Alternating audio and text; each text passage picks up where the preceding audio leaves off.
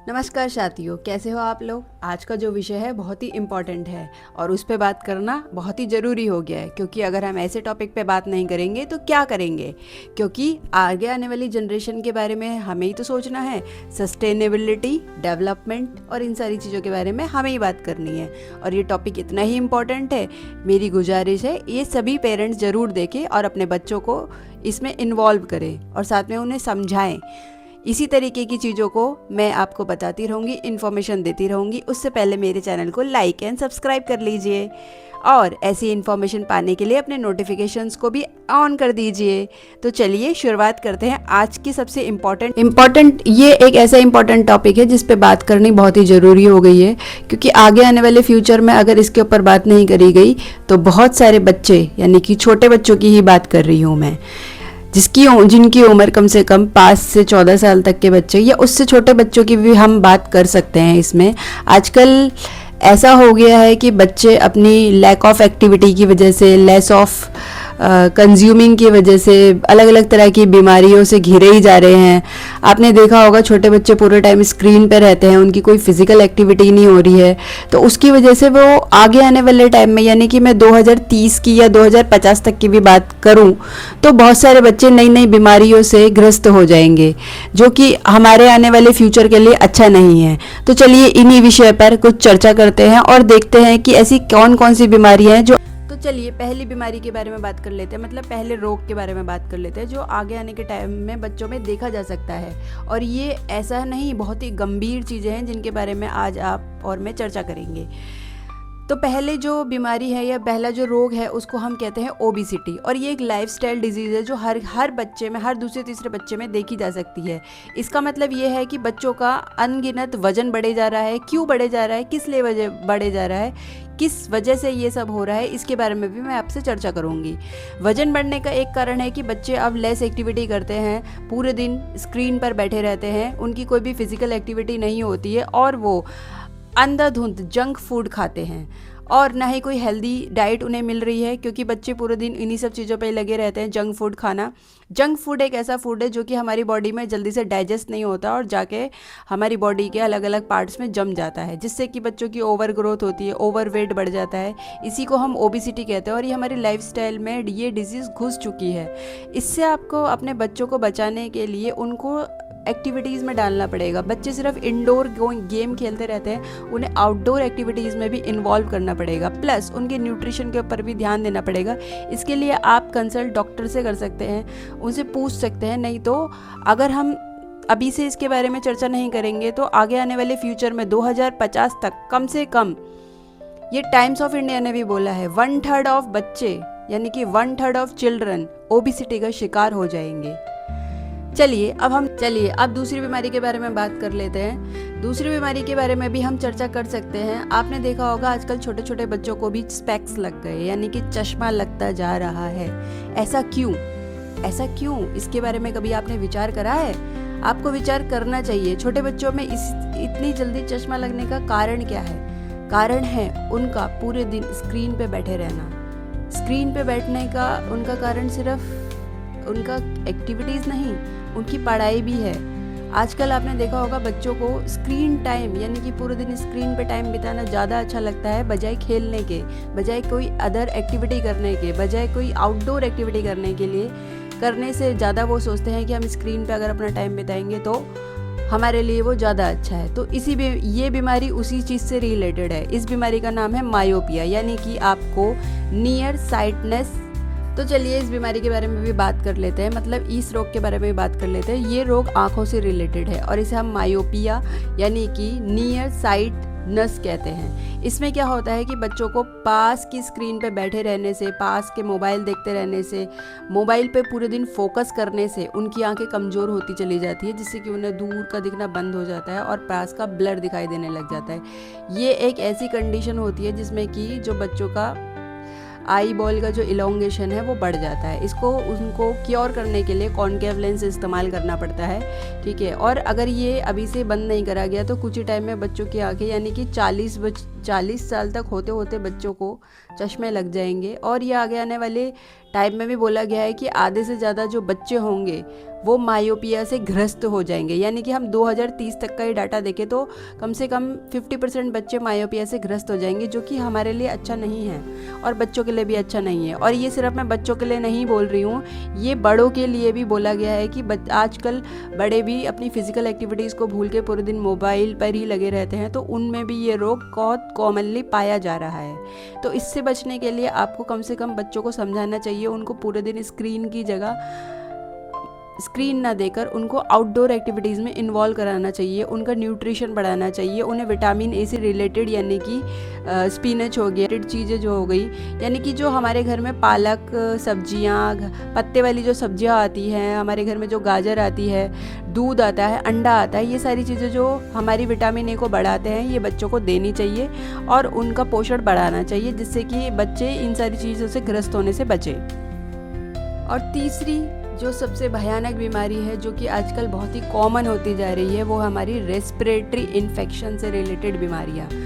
Corona के बाद से आजकल सभी रेस्पिरेटरी इन्फेक्शन जैसी बीमारियाँ, यानी कि निमोनिया होना, वायरस से इन्फेक्टेड कोई भी रोग होना बहुत ही कॉमन होता जा रहा है, क्योंकि अब लंग्स की जो कैपेसिटी है वो इतनी ज़्यादा पावरफुल नहीं है, मतलब, और ये हम में नहीं, एडल्ट्स में नहीं, बच्चों में तो खासकर बच्चों को, छोटे छोटे बच्चों को एस्थमा रोग होता जा रहा है, ब्रोंकाइटिस रोग होता जा रहा है। वो किस लिए हो रहा है? क्योंकि एयर का जो AIQ है वो दिन पे दिन बढ़ता ही जा रहा है। अभी आपने दिल्ली के हालात तो देखे ही थे, आपने देखा था वहाँ का जो AIQ है वो 1000 तक क्रॉस कर चुका था। तो ऐसी कंडीशन में बच्चे कैसे जी पाएंगे और किस तरीके से सांस ले पाएंगे? उनके तो फेफड़ों के ऊपर ही कार्बन डिपोजिशन होता जा रहा है। अगर उनकी इस फेफड़ों पे अभी से कार्बन और सल्फर डिपोजिशन होता जाएगा तो वो तो आगे जाकर रोगग्रस्त हो ही जाएंगे, मतलब उनका रेस्पिरेटरी इन्फेक्शन होना स्वाभाविक है। इससे बचने के लिए आप क्या कर सकते हैं? बच्चों को कम से कम जब भी बाहर भेजें तो कम से कम मास्क पहना के भेजें, क्योंकि अगर ये रोग एक बार अंदर चले जाते हैं, मतलब अगर प्रदूषण एक बार जाके लंग्स के ऊपर जमा हो जाएगा तो वो बच्चों के लिए अच्छा नहीं है। तो ऐसी चीज़ों से बचाने के लिए आपके अभी से ही सोचना चाहिए, नहीं तो आगे आने वाले टाइम में कम से कम 5 साल तक के बच्चे तो रोगग्रस्त हो ही जाएंगे रेस्पिरेटरी इन्फेक्शन से। प्लस निमोनिया एक कॉमन बीमारी हो जाएगी बच्चों में, जो कि आजकल भी देखी जा रही है। और ये जो, क्योंकि पॉल्यूशन लेवल तो कम नहीं होगा, बट हमें तो अपने बच्चों को बचाना है, तो इसके बारे में आप विस्तार से बात कर सकते हैं, डॉक्टर से कंसल्ट कर सकते हैं कि इन सारी चीज़ों से बचने के लिए हम क्या कर सकते हैं। पॉल्यूशन की वजह से और भी कुछ ऐसी बीमारियां हैं जो कि बच्चों में देखी जा रही हैं। इसमें एक जो बहुत ही भयंकर बीमारी है जो स्किन रैशेस के थ्रू हो रही है, जैसे हम एक्जिमा कहते हैं। एक्जिमा बॉडी में अलग अलग तरीके की स्किन इन्फेक्शन कर देती है और इसका कोई ज़्यादा अच्छा क्योर भी नहीं है, और इसकी जो रोग क्षमता है वो आप डर्मेटोलॉजिस्ट से पता कर सकते हैं, बट ये रोग काफ़ी ज़्यादा भयानक है और स्किन में रैशेज़ और स्किन के इन्फेक्शन करने के लिए कारगर है। उसके अलावा अगर हम बात करेंगे तो बच्चों में आजकल लाइफस्टाइल डिजीज़ की वजह से ही हाइपरटेंशन भी देखी जा रही है। साथ साथ उनमें अभी कोजेनिटल यानी कि कोजेनिटल ऐसी डिजीज़ भी आ रही हैं जो उनके डेवलपमेंट में रोक लगा रही है। कोजेनिटल डिजीज़ में हम आपको हाइपोथायरॉयडिज्म के बारे में मैं आपको बता सकती हूँ। बच्चों में जो इसका ट्रेट है वो है क्रेटेनिज्म एक ऐसा रोग है जो कि बच्चों में ही होता है, और ये इसलिए होता है क्योंकि बच्चों के ब्लड में थायराइड यानी कि थायरोक्सिन की मात्रा धीरे धीरे कम हो जाती है। जैसे ही थायरोक्सिन की मात्रा बॉडी में कम होती चली जाएगी तो बच्चों में ये रोग देखा जाता है, और इसका कारण ये है कि उनकी जो ग्रोथ है वो बहुत ही कम हो जाती है,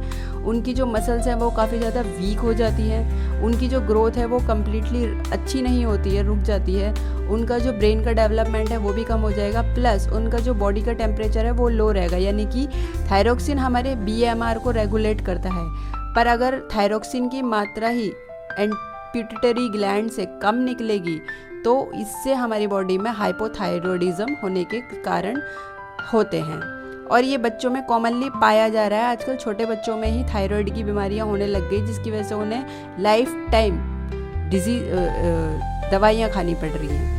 तो इससे भी आपको बचाने के लिए बच्चों को हेल्दी एनवायरनमेंट देना पड़ेगा, बच्चों को रेगुलर एक्सरसाइज करानी पड़ेगी, और उनके खान पान में जंक फूड की जगह आपको उनको न्यूट्रिशनल फूड देना बहुत ज़्यादा ज़रूरी है। प्लस नमक की मात्रा, जो जितने भी वाइट प्रोडक्ट हैं जैसे कि नमक हो गया, चीनी हो गई, डेयरी प्रोडक्ट होते हैं, इनकी मात्राओं को उनकी बच्चों में लिमिटेड कर देना चाहिए। अभी से ही आप इन सब चीज़ों पे कंट्रोल लगाएंगे तो बच्चों में ये सब चीज़ें नहीं होगी। डायबिटीज़ एक ऐसा रोग है जो कि बच्चों में बड़ा ही कॉमन देखा जा रहा है। क्यों देखा जा रहा है? क्योंकि बच्चे जंक फूड खाते हैं, ना ही किसी तरह की कोई एक्सरसाइज कर रहे हैं, ना कोई आउटडोर एक्टिविटी कर रहे हैं, पूरे दिन मोबाइल पे अपना टाइम बिता रहे हैं। तो उसी तरीके के हार्मोन्स हमारी बॉडी में रेगुलेट होते जा रहे हैं, सिक्रीट हो रहे हैं, और इसी के कारण बच्चे नई नई बीमारियों से जूझते जा रहे हैं। और सबसे जो भयानक जो चीज़ आ रही है आज के टाइम में बच्चों में, जो कॉमनली देखी जा रही है, वो है उनका मेंटल हेल्थ। मेंटल हेल्थ एक ऐसा सब्जेक्ट है जिसके ऊपर बात करनी आजकल बहुत ही ज़्यादा ज़रूरी हो गई है।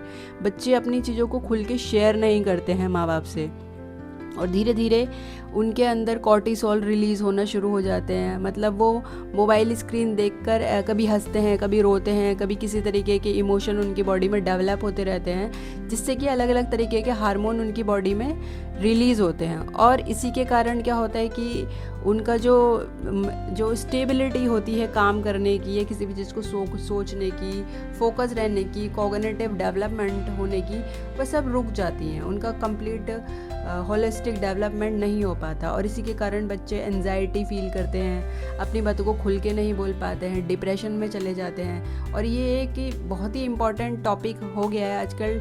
बच्चे ना ही सोते हैं रातों में, उनका जो बायोलॉजिकल क्लॉक है वो भी बच्चों ने आजकल ख़राब कर रखी है। बच्चे अब रातों में पूरी रात मोबाइल लेके जगे रहते हैं और दिन में सोते हैं, तो उनकी जो मेलाटोनिन यानी कि मेलाटोनिन जो हार्मोन है उसका रेगुलेशन बॉडी में कम होता जा रहा है। बच्चों को इंसोनोमिया होता जा रहा है, बच्चे लैक ऑफ स्लीप कर रहे हैं। तो इन सारी चीज़ों के ऊपर भी हमारे को चर्चा करनी चाहिए, और ऐसे टॉपिक्स के ऊपर बात करने के लिए आप मुझसे बात कर सकते हैं, कमेंट में मुझसे पूछ सकते हैं कि इसके लिए क्या करा जाए। आप इन सब चीज़ों के लिए डॉक्टर से भी कंसल्ट कर सकते हैं। बच्चों की हेल्थ बहुत ज़्यादा इंपॉर्टेंट हो गई है, उनके रेगुलर आपको चेकअप कराने चाहिए कि या हमारे बच्चे में कोई अलग तरीके का रोग या डिजीज़ तो डेवलप नहीं हो रही है। बच्चे को कम से कम बाहर की एक्टिविटी में इन्वॉल्व रखना चाहिए, उनकी बैलेंस डाइट रखनी चाहिए। बैलेंस डाइट के चार्ट के लिए भी आप डॉक्टरों से कंसल्ट कर सकते हैं। तो ये सारी कुछ चीज़ें थी जो कि बच्चों में आजकल देखी जा रही है, और इन सारी चीज़ों से क्योर करने के लिए आप डॉक्टरों से कंसल्ट कर सकते हैं। और अगर आपको ये वीडियो अच्छी लगी हो तो आप मेरे चैनल को लाइक कर सकते हैं, सब्सक्राइब कर सकते हैं, और ऐसी इन्फॉर्मेशन ही मैं आपको देती रहूँगी। कृपया आप मुझे कमेंट करके ज़रूर बताइएगा कि ऐसा आपके आसपास कुछ बच्चे फ़ील कर रहे हैं या आप अपने घर में भी ऐसी चीज़ों को देख रहे हैं।